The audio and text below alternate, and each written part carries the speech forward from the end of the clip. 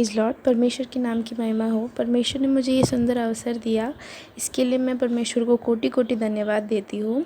और आप सभी ने ये टाइम, जब आप कुछ और काम कर सकते थे, पर आपने परमेश्वर का वचन सुनने में लिया, इसके लिए परमेश्वर आपको भी बहुताई से आशीष दे। हम वचन की ओर बढ़ते हैं। आज मैं आपको बताना चाहूँगी परमेश्वर कैसे अलग अलग तरीक़ों से हमारे जीवन में काम करते हैं।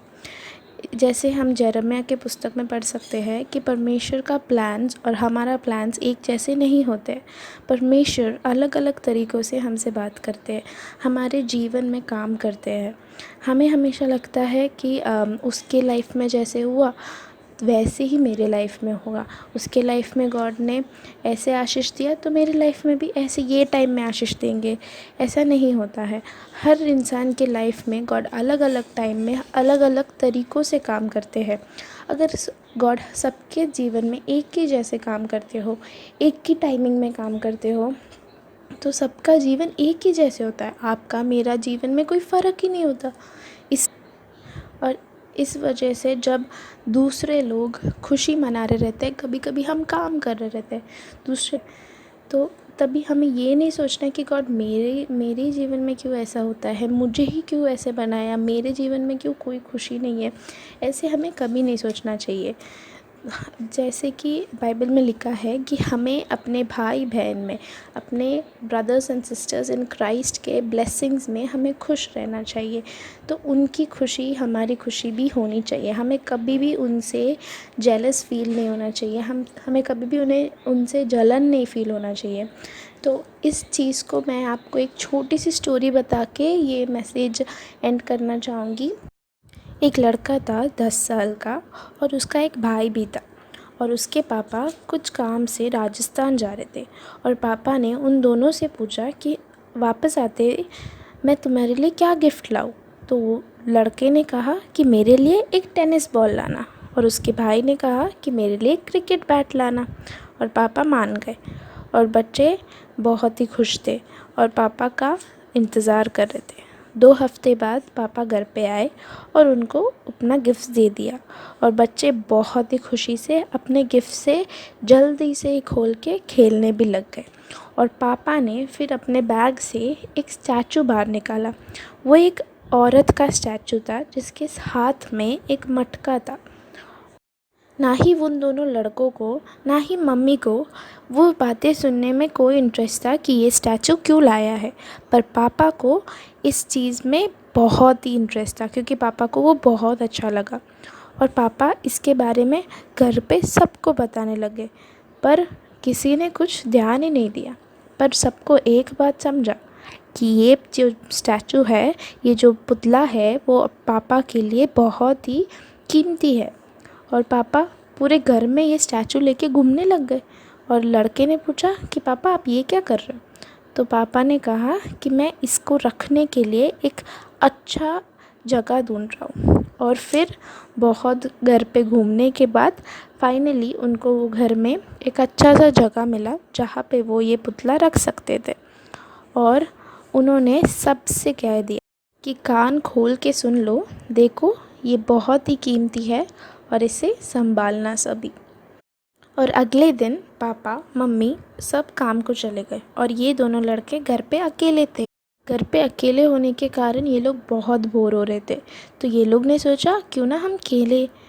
तो फिर भाई ने बोला चल हम खेलते हैं बाहर जाके। तो छोटे वाले ने बोला कि नहीं, बाहर नहीं जा सकते, मम्मी पापा ने मना किया है ना। तो फिर बड़े वाले ने बोला ठीक है, तो फिर हम एक काम करते हैं, हम घर के अंदर ही खेलते हैं। और दोनों बच्चे बहुत एक्साइटेड हो गए और वो लोग ने अपना सोफ़ा सब इधर उधर हटा के अपने हॉल को, अपने लिविंग रूम को एक मैदान बना दिया और वहाँ पे खेलने लग गए। और खेलते खेलते गलती से वो बॉल जाके लग गया वो स्टैचू पे। और तभी बैटिंग अपना ये लड़का कर रहा था और ये लड़का बहुत डर गया और वो रोने लगा कि मैं अभी क्या करूं। और अपने भाई को पूछा कि मैं अभी क्या करूं। और फिर भाई ने बोला तू एक काम कर, परमेश्वर छोटे बच्चों का प्रार्थना अच्छे से सुनता है, तो तू रूफ़ में जा और उधर जाके प्रार्थना कर। तो वो लड़का जल्दी से वो टूटे हुए पूरे पीसेस को लेके चला गया रूफ़ में प्रेयर करने के लिए। और वो परमेश्वर से प्रार्थना करने लगा कि परमेश्वर प्लीज़ आप मुझे बचा लीजिए, प्लीज़ परमेश्वर इसे जोड़ दीजिए, परमेश्वर इसे जल्दी ही जोड़ दीजिए। और ये बहुत इतना रोया, इतना रोया, इतना प्रार्थना किया कि वो प्रार्थना करके थक के और वो डर में वो बेहोश होके गिर गया। और थोड़ी देर बाद पापा घर पे आए।